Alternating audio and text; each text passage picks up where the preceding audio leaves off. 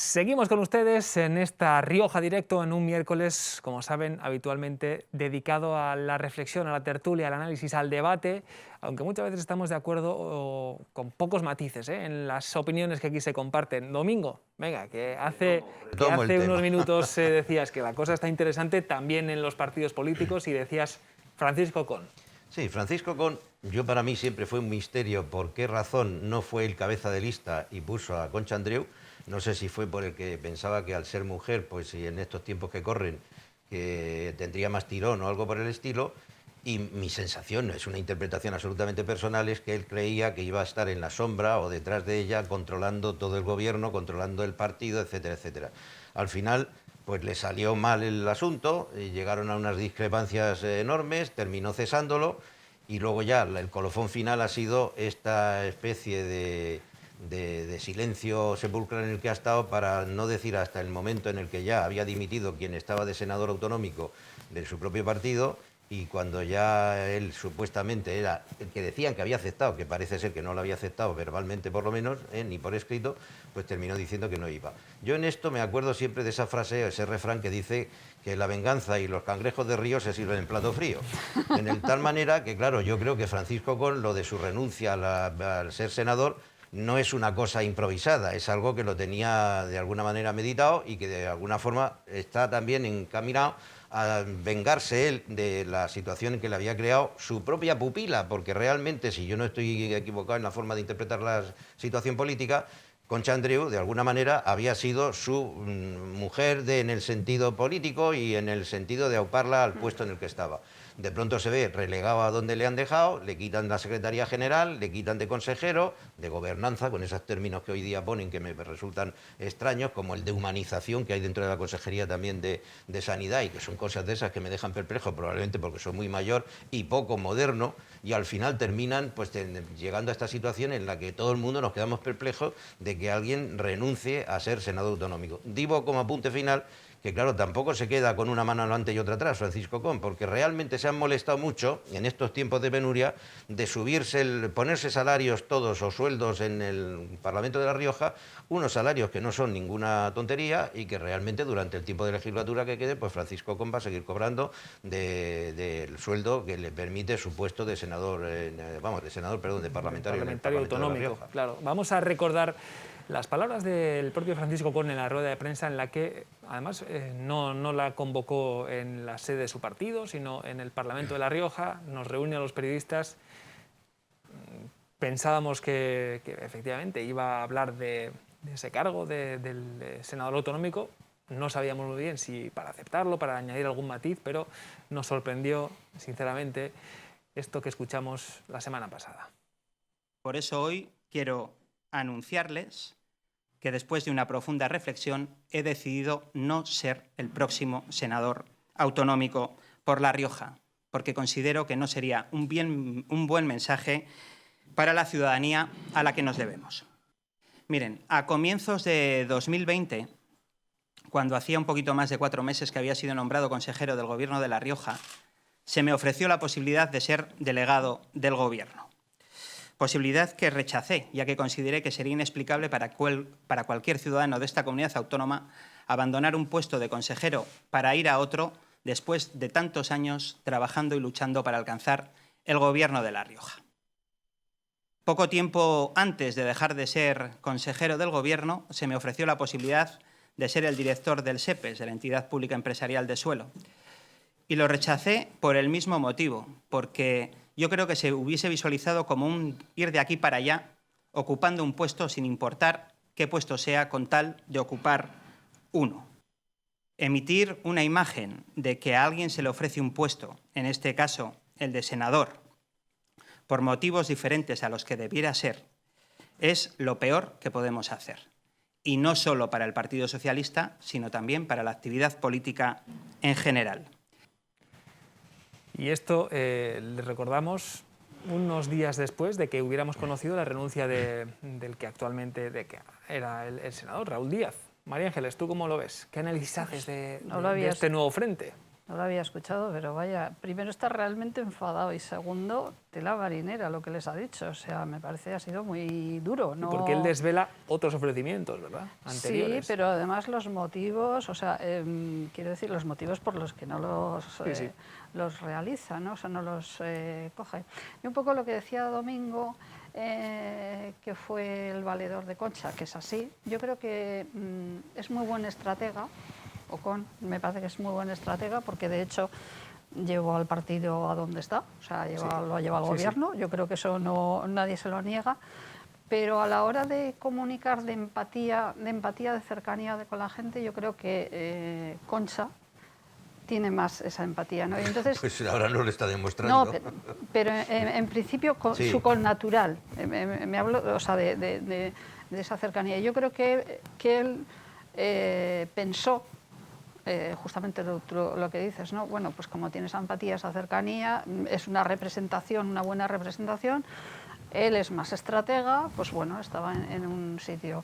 No salió como pensaba y francamente pues les puede resultar un poco problemático porque la verdad que son muy duras sus palabras. O sea, yo diría solamente que después de oír a Francisco Ocon en su renuncia al puesto de senador y los puestos que le habían ofrecido, es que se lo querían quitar de en medio claramente del gobierno de La Rioja.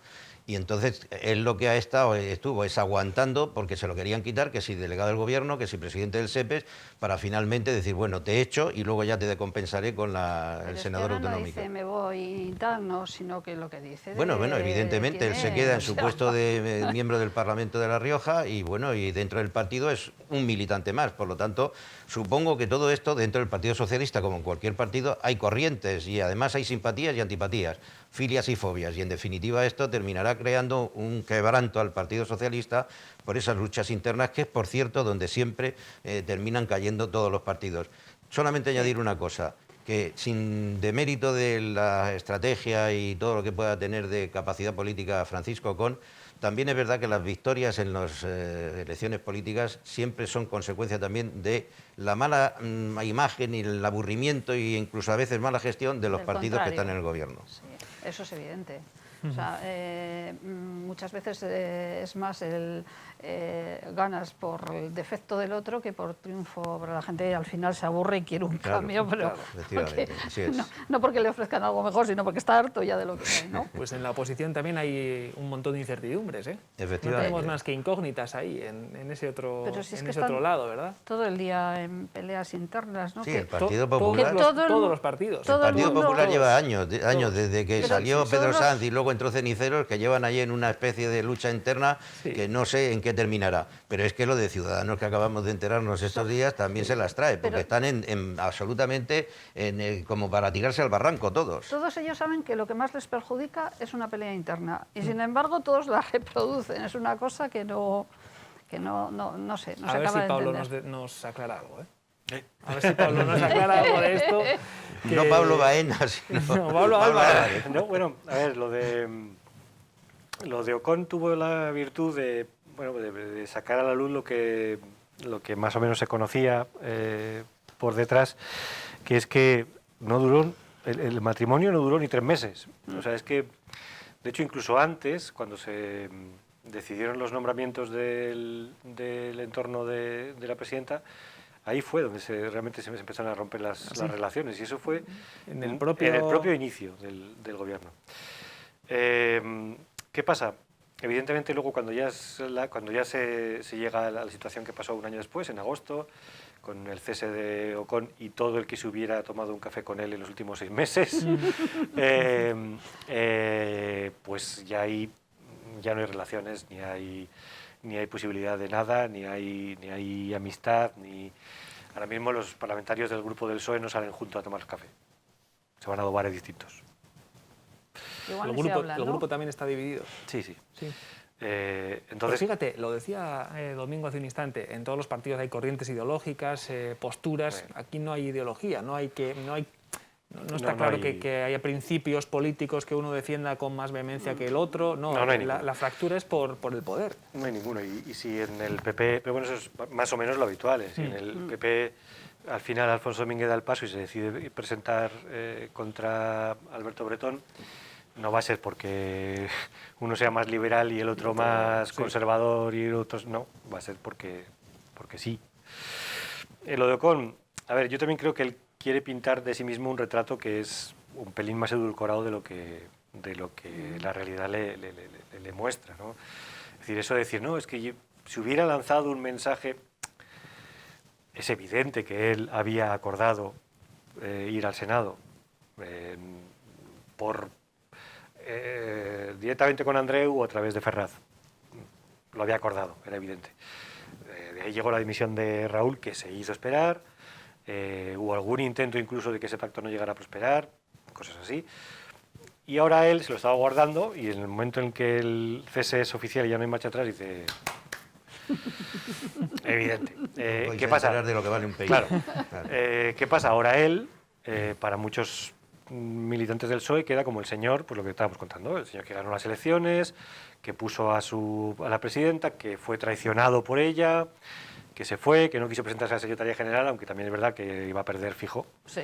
Pero bueno, Claro. mejor no presentarse que y dejar la duda. Es que es buena estratega. Y que luego se va diciendo no a un cargo pues de los que tienen dinerito, ¿no? Claro, eso es un rato que quiere dejar y una pintura de sí mismo que quiere dejar, sobre todo porque si dentro de un año y medio las cosas no le va bien al PSOE en las autonómicas, cosa que no es tan absoluto decidido ni va a ser una cuestión bastante cercana, pues ahí estará el fantasma, entre comillas, de Paco Ocon, diciendo, oiga, que yo aquí fui el beneficiado, digo, el perjudicado claro. por este asunto y igual tenía yo razón. Bueno, al final las cosas, yo no creo en santos en la política ni tampoco en diablos, no creo que Concha Andreu sea Hitler ni que Paco Ocon sea Gandhi, las cosas como son. No. Y hay, como decía muy bien Carlos, dentro de esos círculos muchas cosas se nos escapan, claro. Y hay muchas cosas de las que nos enteraremos dentro de unos años. Creo que la mayoría se nos escapan, claro. ¿No? Porque yo creo que hay muchas cosas que sí que son lo que es decir, de círculo tan absolutamente cerrado que solamente los que están dentro son los que saben lo que está pasando. De lo que sí que a mí me llamaba la atención es la rapidez. O sea, la rapidez con la que se deterioraron unas relaciones de un equipo que había funcionado perfectamente hasta llegar al poder. Tú sostienes, Pablo, lo que has dicho, ¿no? Que fue en el momento casi de dibujar cargos y responsabilidades. Sí. Venga, pues a esta persona aquí ponemos... Al principio. Ahí es donde empieza ya a torcerse todo. Dijo que no estaba de acuerdo con el equipo que había formado ni los consejeros que había nombrado. Hay algunos nombramientos ahí que chocaron muchísimo de inicio, empezando por el de Eliseo Sastre como máximo asesor de la presidenta, del jefe de la oficina de la presidenta, que Eliseo es un señor que venía de trabajar con el PP y además de una manera bastante significada. Algunos de los consejeros más poderosos del área económica, pues fueron nombramientos que fueron muy contestados en aquel momento dentro del partido. Luego Andreu sí que tuvo la inteligencia política de ir juntando familias, digamos, en sus sucesivos descabeces y nombramientos, de manera que consiguió, yo creo, una mayoría bastante holgada dentro de lo que es el partido en aquel momento. Ahora ya... ¿Quién sabe? ¿Quién sabe? ¿Alguna última consideración sobre este capítulo, Domingo, bueno, que seguirá, ¿no? Porque yo creo que Pablo lo ha puesto también ahora sobre la mesa. Sí, pero yo creo que la vista la tienen puesta a corto y medio plazo. Lo que hay personalismos y ansias de poder, es decir, ni Ocon es, como has dicho tú, Gandhi, ni Hitler tampoco es la Concha Andreu. Lo que sí es cierto es que detrás de todo esto hay una guerra de poder, es en el fondo el poder político. Lo que eso supone, no solamente ya hablo de economía, sino lo que habla de vanidad, que es un veneno en la vanidad, y entonces al final terminan, pues eso, claro, que te llamen señora presidenta, que tú tengas el poder de poner y quitar a quien quieras dentro del gobierno, el que tengas tu coche oficial, el que te hagan reverencias y que te reciban en todas partes, cuando luego, al cabo de un tiempo, termina siendo una persona absolutamente anónima. Claro. ¿Quién se acuerda ahora de Pedro Sanz, con 20 y tantos años en el poder y todo lo que él por sí mismo y por su carácter representaba? Y sin embargo, en estos momentos, pues es que, bueno, yo creo que nadie habla de él ni nadie se acuerda de él. Y esto yo creo que es el temor que tienen los políticos a perder ese puesto de relevancia, esa serie de adulaciones que tienen a su alrededor, y al final ese poder es lo peor que puede realmente el fondo de todo lo que está ocurriendo. Esto que siempre se diferencia entre poder y autoridad, sí. Cuando tú tienes el poder y necesitas demostrarlo cada 10 días cargándote a alguien... Malo, efectivamente. Algo quiere decir. Pero es que además eso te lleva a perder el poder. Quiero decir que tú cuando estás en el poder, si consigues aunar a tu equipo, aunar a todas las corrientes del partido, aunar a la gente que está a tu alrededor, tienes más posibilidades de mantenerte en ese poder que si te dedicas a dividir. Por el principio básico, divide y vencerás, ¿no? Entonces, no sé, algo que sabemos todos que es de cajón, pero no sé por qué se ve de otra manera cuando... Igual nos pasaría a todos, ¿no? Porque como dice Pío, nadie viene de otro mundo y es alguien especial. Los políticos son gente... como nosotros. Como nosotros. Entonces supongo que es algo que... Bueno, yo no estoy tan seguro de que sean como nosotros. Yo discrepo de eso de que son como nosotros. Afortunadamente yo creo que la sociedad civil, la de con los pies en el suelo y que no nos hemos dedicado a la política y que realmente pues has tenido que vivir de tu trabajo y de tus actividades empresariales, profesionales, etcétera, o asalariado, tenemos otra visión de la sociedad distinta que la que tienen los políticos. Muchos de ellos, lamentablemente, sin un pasado de empresarios, de conocimiento de lo que es la vida laboral y de lo que es el trabajo del día a día y el llevar el salario a tu casa. Dentro de la política hay de todo. También hay gente que tiene una carrera profesional lamentablemente. La minoría, ¿verdad? La minoría. Pero también hay. Eso pasó más en el inicio de la democracia. Y están en la misma situación al final. Pasó más en el inicio de la democracia, donde había menos profesionales, porque realmente no había dado tiempo a crearse la profesión de político, y había gente muy capacitada y muy preparada que abandonó su profesión para dedicarse a la política, sin que fueran unos santos. Pero en estos momentos prácticamente son los partidos políticos absolutamente monolíticos y muchos de ellos provienen de las juventudes de cada uno de esos partidos, se llaman de distinta manera, pero al final es lo mismo, y todos son esa especie de ir subiendo peldaños hasta ver si consiguen un alto cargo o un cargo para seguir viviendo de la política. Y eso yo creo que es malo para la sociedad, y el reflejo es a nivel nacional y a nivel local. Y decías tú, Domingo, que también en Ciudadanos ha sido noticia estos días, y es verdad, lo teníamos en el guión de la jornada de hoy, porque ya es una gestora la que controla el partido aquí en La Rioja. Oficialmente se visibiliza ya que a Pablo Baena lo apartan, y vuelve a aparecer que una vez más hay un proyecto político fallido en este país, que parece que Ciudadanos... Hay una canción de un grupo mexicano que dice... No por la persona, habla de un mexicano que dice: este compa ya está muerto, no más, no le han avisado. Pues con Ciudadanos yo leía lo mismo, dice: Ciudadanos ya no existe como partido político. Lamentablemente, por otra parte, porque yo creo que era una opción liberal que se escapaba un poco de la izquierda y de la derecha, y bueno, pues en su momento creó ilusión, pero yo creo que el primer culpable de todos fue Albert Rivera cuando apoyó la moción de censura contra Mariano Rajoy, no por defender a Mariano Rajoy ni al gobierno del Partido Popular, sino porque al final dio como resultado lo que está ocurriendo ahora, toda esa especie de gobierno Frankenstein, que lo nombró así, si no me equivoco, Rubalcaba. Pero luego Arrimadas ha sido un verdadero desastre, es decir, no ha conseguido, volvemos otra vez a la capacidad de mantener un equipo, de conjuntarlo, de dirigirlo, de hacer que todos ellos vayan en la misma dirección y empujando en el mismo sentido, y no que cada uno reme en un sentido distinto. Las mociones de censura, las famosas mociones de censura fallidas. Entonces, efectivamente, entonces al final Murcia, pues está, yo creo que vamos, y por mí ojalá me equivocara, pero Ciudadanos me parece que es un partido que está a punto de desaparecer. Sí, no tiene ninguna trascendencia. Yo creo que en las elecciones no va a tener trascendencia, y encima se dedican a pelearse. O sea, si hubiera habido pues un criterio claro, un líder claro, esto que hubiera hecho que se olvidara el pasado, pero es que cada día dan un bondazo distinto, y además es que las guerras son tela marinera, o sea, no se andan con son muy potentes y encima se externalizan. Sí, no, además es que aquí en La Rioja, que es que tienes el Ayuntamiento de Logroño con una serie de escindidos del propio cargo que tenían y que se han pasado a un grupo, no sé si mixto, como se llame, dentro de la municipalidad,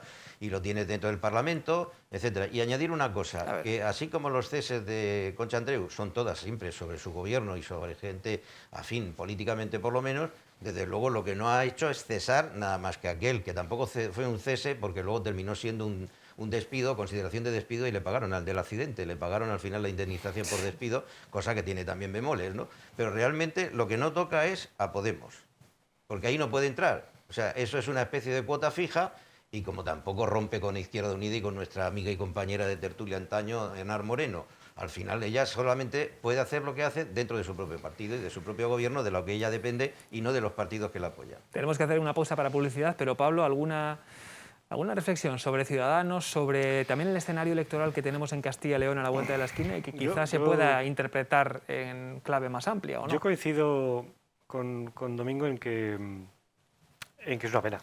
Que es una pena porque hacía falta más opciones. La misma pena me da Podemos en cuanto a su desaparición aquí en La Rioja, porque creo que hacen falta más opciones por todas partes. Yo no coincido con él en que el origen fuera la moción de censura de Mariano Rajoy, sino que yo creo que a los partidos de centro siempre les llega un momento de decidir centro qué.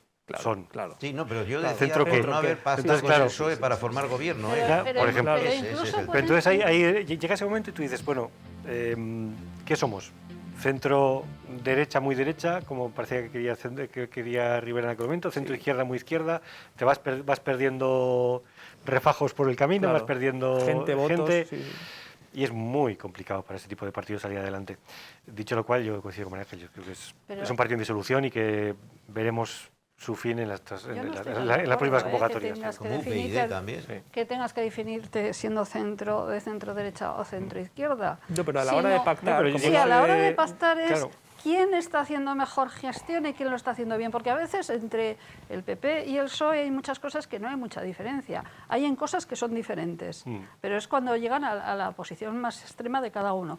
Pero hay en muchas cosas que es una cuestión de gestión, de eficacia y de hacerlo bien. Entonces, si tú mantienes que tu criterio, que era al principio, es yo voy a mantener lo que sea eficaz, lo que se haga buena gestión y tal, y esa línea la mantienes, la gente sí que entiende que este no lo está haciendo bien y pactes con el otro. Lo que no entiende es que pactes sin sentido, sin criterio. Hoy para aquí y mañana para allá. Hemos hablado mucho del Partido Socialista, un poco también de Podemos e Izquierda Unida, lo ha sacado Domingo, ahora de Ciudadanos, y para que ustedes no digan, ¿no? Y los demás, insistimos, los demás, Partido Popular especialmente, también tiene la casa sin barrer desde hace bastante tiempo y estamos a la espera de ver por dónde van los tiros por ahí, quién lidera el proyecto, qué pasa, qué corrientes, quién queda fuera. Sí que es cierto que por lo menos ahí, salvo contadas excepciones, Pablo, hay menos ruido, más allá de alguna foto, de algún mensaje en redes sociales, ¿verdad? Sí, bueno, a ver, al PP yo creo que, casi espero de su buena cabeza que hayan aprendido después de lo que pasó en el congreso de aquel de Rioja Forum entre Gamarra y Ceniceros. Que lo malo no es que llegaran dos opciones y una de ellas ganara. Lo malo es que llegaron dos opciones, una de ellas ganó y se dedicó a laminar a la otra. Sí. Claro, en una elección, ¿qué pasó después? Pues joder, que las elecciones riojanas fueron de 700 votos, que es que no es que aquí hubiera una mayoría absoluta. No. O sea, el PP hubiera sacado 700 votos más y gobernaría ahora mismo. Lo que yo espero es que ahora aprendan, espero de los dos contendientes por el bien de además incluso de ejemplo democrático, que es decir, estamos peleando Domingo y yo, porque yo quiero ser el jefe y él también. Domingo, te he ganado, pero quiero que colabores conmigo porque creo que tienes algo que ofrecer. Claro.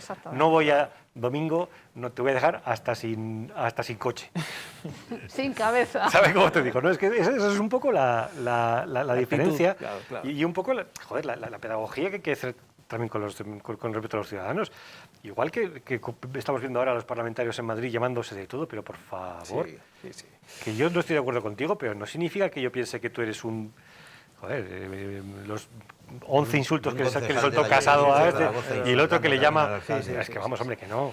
Que no, que aún así va a estar interesante y se lo contaremos, porque estos meses se adivinan muy intensos en clave no solo institucional, de gobierno, de consejerías, de decisiones, el dinero de Europa, los proyectos estratégicos, también en clave política en los partidos que van a ir ya moviendo sus fichas y definiendo rostros, programas, equipos y proyectos. Nos queda todavía un ratito antes de acabar el programa, así que a la vuelta de publicidad, algo más de tertulia y, como decimos, entrevista sobre el campo riojano.